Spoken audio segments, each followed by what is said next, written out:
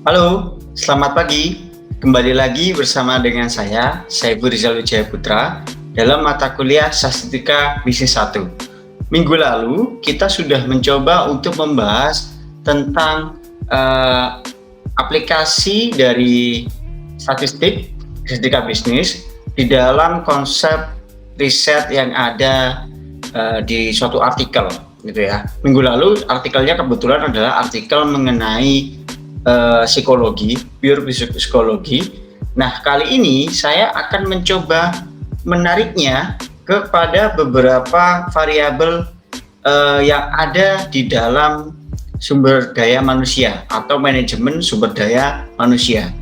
Nah, kalau kita berbicara manajemen sumber daya manusia, riset-risetnya juga tidak akan terlepas jauh dari konsep-konsep yang ada di psikologi, karena ya kita otomatis juga membahas bagian dari psikologi tersebut. Jadi di manajemen sumber daya manusia itu ada prinsip manajerial, ada prinsip ekonomi, ada prinsip dari psikologinya sendiri, dari psikologikal individu tersebut. Nah, kali ini saya akan mencoba membahasnya dari prinsip manajemen sumber daya manusia yang ada di suatu institusi rumah sakit, tentang bagaimana para pekerjanya atau fenomena yang terjadi di sana. Oke, langsung saja. Oke, artikel ini kemarin sudah saya bagikan di Google Drive. Monggo silakan Anda akses di sana, mungkin Anda bisa pahami lebih lanjut. Saya hanya akan membahasnya dengan lebih ringkas bagaimana aplikatifnya. Sebelumnya kita bahas dulu konsep dari artikel ini.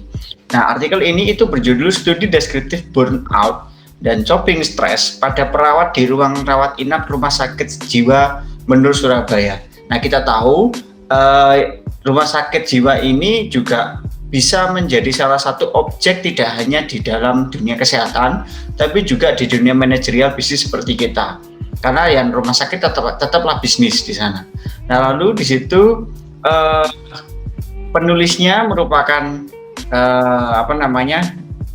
mahasiswa dan dosen dari Fakultas Psikologi Universitas Surabaya. Saya agak sulit untuk mencari beberapa artikel yang variabelnya sedikit lebih bagus atau sedikit jarang untuk dibahas di di dunia MSDM saat ini, karena saya berharap nantinya ketika sedikit otomatis Anda bisa terilhami dengan beberapa variabel yang ada di sini untuk dijadikan sebagai variabel yang ada di dalam penelitian skripsi nanti yang akan Anda lakukan, gitu ya.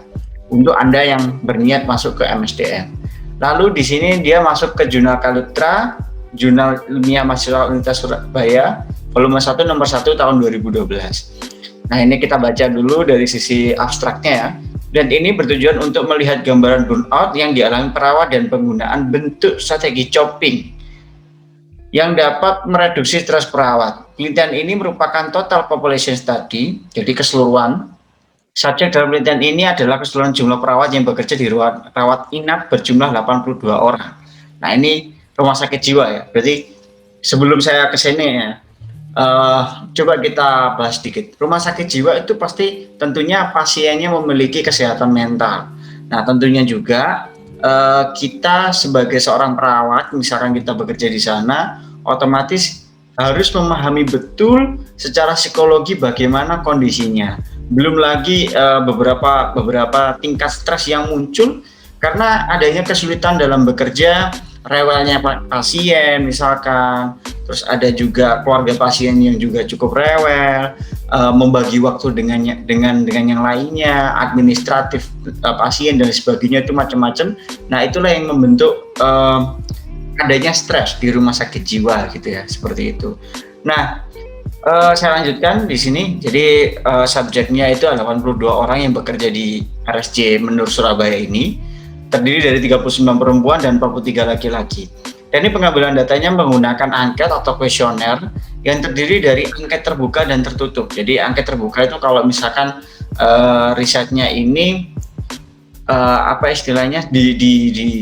dibagikan gitu ya. Jadi kuesionernya dibagikan, tapi banyak orang yang bisa mengisi, itu terbuka. Kalau tertutup kita hanya memilih seseorang tertentu untuk mengisi dari kuesioner tersebut. Jadi kita pilihkan satu persatu, bukan kita sebar melalui sosial media gitu. Nah, kalau ada pun angka tertentu meliputi burnout dan coping stress. Hasil analisis menunjukkan bahwa perawat di ruang rawat inap menggunakan kedua jenis strategi coping test dengan kategori sedang, problem fokus coping dengan persentase 53,7% dan emotional focus coping sebesar 57,3%. Burnout yang dihasilkan termasuk dalam kategori rendah atau 68,3% dan sangat rendahnya itu adalah 26,8%. Nah, bagaimana kita ke sana? Kita pahami dulu apa sih yang disebut dengan burnout dan juga coping stress gitu ya. Kembali lagi seperti yang saya jelaskan tadi bahwa pasti ada tingkat stres ketika kita bekerja dalam suatu institusi dimanapun itu. Apalagi kalau misalkan kita bekerja di RSJ gitu ya, rumah sakit jiwa, pasti ada tekanan-tekanan tertentu yang membuat kita cukup stres gitu. Dan tapi ada dua variabel nih yang menarik di sini. Oke, kita bahas dulu ya. Saya akan skip beberapa introduction atau latar belakang, mungkin Anda bisa baca sendiri. Saya akan langsung fokus ke dalam ini, coping stress pengertiannya apa. Nah, menurut Sarafino tahun 2008, coping merupakan suatu proses di mana individu mencoba untuk mengelola jarak yang ada di antara tuntutan-tuntutan dengan sumber daya yang mereka gunakan dalam menghadapi situasi stressful. Jadi mereka mencoba untuk memberikan space tentang pekerjaan mereka. Jadi ada jeda. Misalkan saya sudah menyelesaikan pekerjaan A, oke, saya akan apa pekerjaan saya selanjutnya. Nah, itu ada jeda supaya nanti tidak stres. Jadi pengerjaannya satu persatu, bukan di waktu yang bersamaan gitu. Lalu Wheaton tahun 2010 mengungkapkan coping adalah upaya yang dilakukan oleh individu untuk mengatasi masalah atau menangani emosi yang umumnya bersifat negatif. Nah, ini pengertian lainnya. Lalu Sarafino lagi dan Volkmann tahun 92, terdapat dua jenis coping stress, ya kan? Cara agar mereka ini tidak stres gitu dengan cara seperti apa? Yang pertama adalah problem solving focus coping. Jadi problem solving itu bagaimana usaha untuk mengurangi tuntutan dari situasi yang dapat menimbulkan stres. Jadi usaha mereka untuk mengurangi tingkat stresnya itu gimana? Dengerin musik mungkin kalau bekerja, atau mungkin mereka melakukan pembagian waktu, penjadwalan dan sebagainya kayak gitu. Lalu meningkatkan sumber daya menyesuaikan diri dengan sesuatu yang menyebabkan stres tersebut. Ini yang dibagi lagi menjadi problem focus coping. Itu terdiri dari confrontive coping, ya kan, confrontive coping. Individu berpegang teguh pada pendiriannya dan memperjuangkan apa yang diinginkan dan mengubah situasi agresif. Seeking support coping, Anda nanti baca sendiri aja karena waktunya tidak begitu banyak saya. Lalu planful problem solving. Nah, itu indikator untuk mengukurnya. Lalu di sini ada yang kedua, yaitu berbentuk emotion focus coping sebagai usaha untuk menurunkan emosi negatif yang dirasakan ketika sedang menghadapi masalah atau tekanan. Kalau tadi problem focus coping itu kita mencoba untuk menyelesaikan masalah pekerjaan kita agar lebih cepat selesai dan tertata. Mungkin bisa dengan penjadwalan atau mungkin dengan menata prioritas tertentu dan lain sebagainya. Nah, kalau misalkan di emotional focus coping itu kita fokus untuk menyelesaikan diri kita sendiri. Mungkin kita bisa bermeditasi, mendengarkan musik setelah bekerja, makan makanan yang sehat dan lain sebagainya. Itu termasuk dari emotion focus coping. Nah, itu Anda bisa baca di sini tuh diukur oleh 5 indikator, ada self control, distancing, positive reprisal, ada accepting responsibility sama escape avoidance. Anda coba baca sendiri. Saya rasa sudah cukup jelas di sini. Lalu kita ke burnout. Jadi kan coping stress sudah tahu nih, itu strategi untuk mengurangi rasa stresnya. Sekarang kita coba bahas mengenai burnout. Burnout itu apa sih? Nah, burnout merupakan istilah yang merujuk pada sindroma yang merupakan kumpulan respon individu terhadap stres. Jadi burnout merupakan respon yang berkepanjangan terkait faktor penyebab stres yang terus-menerus terjadi di tempat kerja, di mana hasilnya merupakan perpaduan antara pekerja dan pekerjaannya. Gampangannya, kalau misalkan burnout ini, kalau misalkan motor ya, ini saya permisalkan motor, banyak bahasa motor gitu. Kalau Anda terlalu apa namanya, terlalu lama menyalakan motor. Jadi motor itu dipakai selama 48 jam nonstop, tidak mati gitu ya, atau 2 hari berturut-turut tidak dimatikan mesinnya, terus menerus, dia akan burn out. Apa itu burn out? Panas, mesinnya akan panas, terus habis itu performanya akan turun dan bisa berakibat kerusakan seperti itu. Nah, di sini juga sama. Di sisi manusia, kita juga harus tetap bisa beristirahat. Meskipun apapun pekerjaan kita, kita harus mempunyai kebutuhan istirahat dalam 1 hari, gitu ya. Apa namanya? Kalau misalkan kita mengalami stres juga, gitu ya, mengalami stres tentang pekerjaan meskipun kita sudah beristirahat, maka akan muncul burnout juga. Nah, burnout inilah yang diukur untuk melihat bener nggak sih orang itu benar-benar sudah dalam jangka waktu bukan jangka waktu ya, sudah di level melewati stres yang cukup tinggi gitu. Jadi kalau stresnya sudah cukup tinggi, khawatirnya nanti individu tersebut bisa menjadi depresi dan lain sebagainya. Nah, dengan hal ini kita tahu nih, oh, burnout itu berarti batasan wajar. Kalau sudah di atas burnout, otomatis kita harus beristirahat, bermeditasi, melakukan coping stres dan sebagainya kayak gitu. Oke, kita tahu ya burnout itu apa. Nah, beberapa ukuran burnout itu biasanya kayak kelelahan secara fisik gitu tadi yang saya jelaskan tadi ya, kelelahan mental dan emosi yang disebabkan stres yang berhubungan dengan pekerjaan, yang biasa terjadi pada individu yang bekerja dalam bidang pelayanan sosial, termasuk juga rumah sakit jiwa ini. Oke, saya skip aja. Nah, di metodenya dijelaskan bahwa penelitian ini merupakan total population study. Artinya apa? Seluruh komponen dalam institusi tersebut itu diriset semuanya. Orangnya tadi ya ada 82 orang ini, ya 82 orang, 36 laki-laki dan 46 perempuan. Proses analisis data akan diawali dengan uji validitas dan reliabilitas. Nah, ini validitas dan reliabilitas ini sebenarnya untuk untuk sisi deskriptif itu nggak begitu wajib, jadi tidak harus kita lakukan karena kita tahu pasti valid dan juga reliable. Cuman di sini di artikel ini dipergunakan. Lalu dia menggunakan tabulasi silang menggunakan SPSS 16,0. Kalau versi lain silakan Anda boleh pakai, sama aja sebenarnya. Lalu deskripsi subjek penelitian dari hasilnya itu adalah subjek penelitian ini 82 orang, ini pembahasannya tadi, saya skip saja. Lalu deskripsi variabel penelitiannya itu ada beberapa di sini itu. Mulai faktor utama penyebab stres dapat dinyatakan bahwa sebesar 43,9% subjek memilih faktor pekerjaan. Jadi disurvei apa sih yang membuat mereka stres gitu dalam pekerjaannya. 43,9% menjawab karena faktor pekerjaan ya sebagai pendorong utama stres, 22% karena keluarganya, 14,6% menjawab tidak ada stres, jadi mereka biasa-biasa saja pekerjaannya, dan 19,5% itu kumpulan dari jawaban-jawaban lain yang kecil-kecil tapi digabungkan. Jadi ada faktor di luar keluarga dan juga faktor di luar pekerjaan yang membuat mereka stres. Oke, misalkan di situ ada kekurangan uang dan faktor lawan jenis gitu ya, pasangan mungkin. Terus habis itu analisis butir dan reliabilitas pengukurannya ini saya skip aja. Tapi di sini kita lihat bahwa distribusi frekuensi burnout-nya ini kita lihat bahwa ada satu orang yang menjawab kalau dia stresnya cukup sangat tinggi.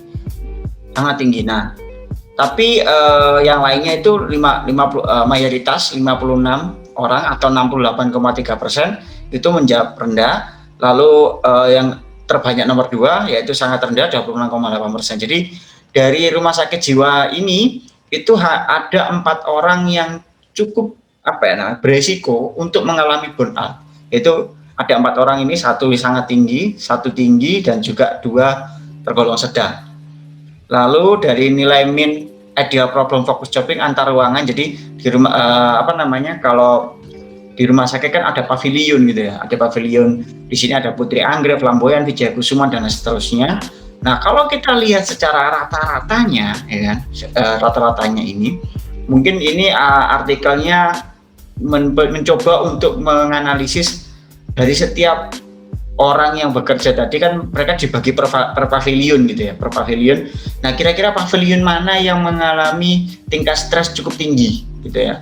Nah, setelah diolah ternyata ada kategorinya ini cenderung dari 6 pavilion itu sedang semuanya, jadi tingkat stresnya sedang. Tapi untuk yang satu, Wijaya Kusuma ini, pavilion Wijaya Kusuma itu cukup tinggi. Dan hal ini berarti dalam sisi manajerial kita harus melakukan strategi di mana pekerja di pavilion ini harus diberikan treatment supaya mereka tidak stres. Misalkan contohnya ya, menambah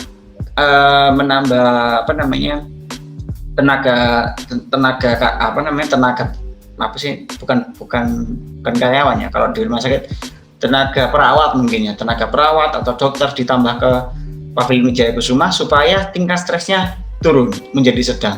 Nah, cuman di sini yang saya herankan adalah di dalam kategorinya itu saya kurang tahu apa kategori sangat rendah, sangat rendah, sedang dan juga tinggi. Saya nggak tahu di sini karena tidak dijelaskan juga.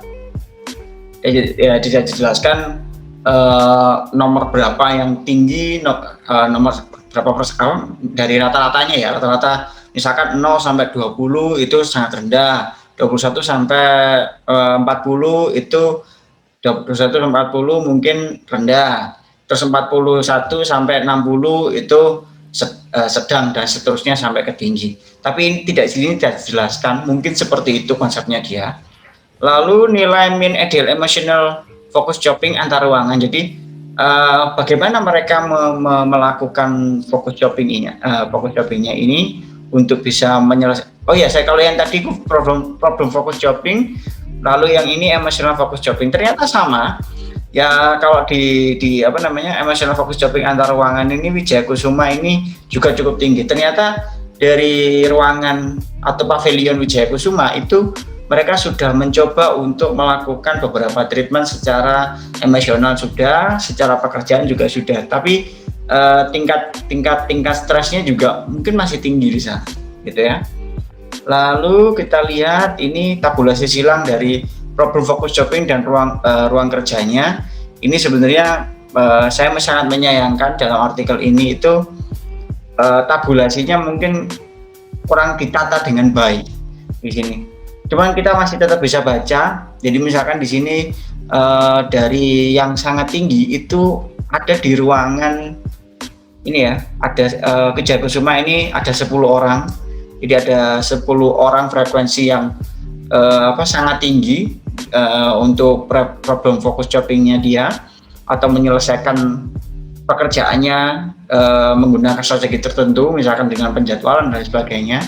Lalu kalau di Puri Mitra ini ada 1 orang, di Gelatik ada 2 orang, di Kenari 0, sama kayak Putri Anggrek sama Kenari 0.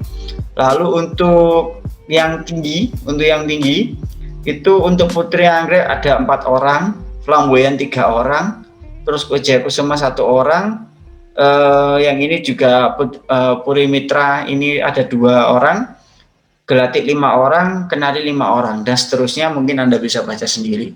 Nah, dari yang kedua itu adalah tentang tabulasi silang EFC dan ruang kerjanya ini ada di tabel ini. Mungkin Anda juga bisa baca. Sebenarnya tabel-tabel ini itu hanya mencoba untuk membagikan beberapa istilahnya pembagian yang mana dari masing-masing pavilion itu memiliki tingkat stresnya itu berapa orang sih sebenarnya. Hanya itu saja sebenarnya yang dia lakukan gitu.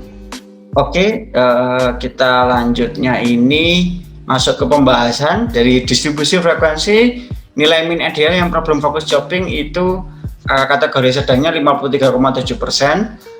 Distribusi frekuensi untuk mean ideal emotional focus shoppingnya itu sama juga, berbeda, ini 57,3%. Penggunaan job restraint pada perawat ruang inap tersebut termasuk dalam kategori sedang. Artinya ada kekonsistenan dalam dari subjek. Hal ini berarti pada masalah yang membutuhkan penyelesaian subjek akan menggunakan coping stress berupa problem fokus coping. Nah, ini dia sudah mulai melakukan strategi coping ini melalui problem fokus ya. Jadi menyelesaikan permasalahan dari penjadwalan dan sebagainya. Kayak gitu. Dari emotional focus coping juga dikombinasikan, tetap dilakukan keduanya. Terus habis itu berdasarkan hasil wawancara dari 6 orang sejumlah penelitian terkait tabel 20 permasalahan utama yang mereka hadapi, yaitu terkait keluarga dan pekerjaan yang meliputi kenaikan biaya hidup, tidak diimbangi dengan kenaikan gaji, kekurangnya sumber daya perawat pada shift malam. Nah, ini yang saya sudah prediksi tadi juga dibahas di sini. Ada menjadikan perawat yang bertugas cukup kewalahan apabila ada pasien yang gelisah di malam hari, banyaknya waktu menganggur atau santai karena adanya perawat yang magang, sehingga subjek merasa kemampuannya tidak dapat berkembang, dan adanya gangguan selama bekerja seperti suara TV, sesama teman kerja yang saling bercakap-cakap atau bercanda. Permasalahan-permasalahan yang dialami sebagian subjek tersebut merupakan sumber stres yang bersifat negatif yang dapat mempengaruhi penurunan kinerja subjek. Nah, ini sebenarnya harus diselesaikan. Tapi untuk hal ini kita tidak bisa melakukan kesimpulan tanpa melakukan riset selanjutnya, yang mana kita tanyai sebenarnya apa sih masalah dalam pekerjaannya gitu. Kita tanya tadi, dijelaskan baru kan satu persatu dari masing-masing orang kita simpulkan seperti itu. Diskusi frekuensi nilai min adalah burnout sebanyak 56 orang subjek dengan kategori rendah yaitu 68,3%, kemudian dilanjutkan 22 orang subjek dengan kategori sangat rendah 26,8%. Witten menjelaskan burnout terdiri dari kelelahan fisik, emosi, dan mental dalam diri individu terkait dengan pekerjaannya, terutama dalam bidang pelayanan sosial. Ini penjelasannya ya, dan seterusnya. Terus habis itu ini penjelasan seperti yang Anda bisa baca sendiri, yang mana sebenarnya pembahasan ini berkaitan mengenai interpretasi dari data statistik yang sudah dijelaskan tadi. Bagaimana kita mencoba untuk menjelaskan melalui suatu kalimat yang lebih lebih informatif gitu. Bagaimana? Nah, ini tugas Anda nantinya dalam skripsi. Lalu kesimpulannya juga sama, Anda bisa baca sendiri. Saya hanya akan mengantarkan dalam sisi statistiknya. Jadi cukup jelas ya saya rasa ya. Cuman permasalahannya di sini, saya mohon maaf, artikel ini tidak begitu sempurna karena saya sendiri juga mencari yang berbahasa Indonesia sebenarnya agak sulit untuk terlalu lengkap gitu ya, terlalu lengkap. Dalam skripsi yang kita tahu selama ini memang juga jarang sekali yang menggunakan statistika deskriptif, kebanyakan adalah statistika inferensial. Nah, saya kebetulan menemukan artikel ini yang saya rasa cukup bagus dari sisi penggunaan variabel. Jadi nantinya bisa menjadi suatu inspirasi untuk Anda dalam riset di skripsi nantinya. Monggo silakan bisa menggunakan coping stress atau strategi coping sama burnout. Anda bisa pakai itu dalam suatu pekerjaan. Dan mungkin sekian apa yang bisa saya jelaskan, saya rasa sangat jelas ya. Oke, terima kasih atas partisipasinya. Semoga apa yang kita pelajari hari ini bermanfaat untuk Anda. Minggu depan kita akan coba mengenai dari sisi pemasaran, bagaimana untuk riset dari statistika deskriptif ini. Terima kasih. Wassalamualaikum warahmatullahi wabarakatuh.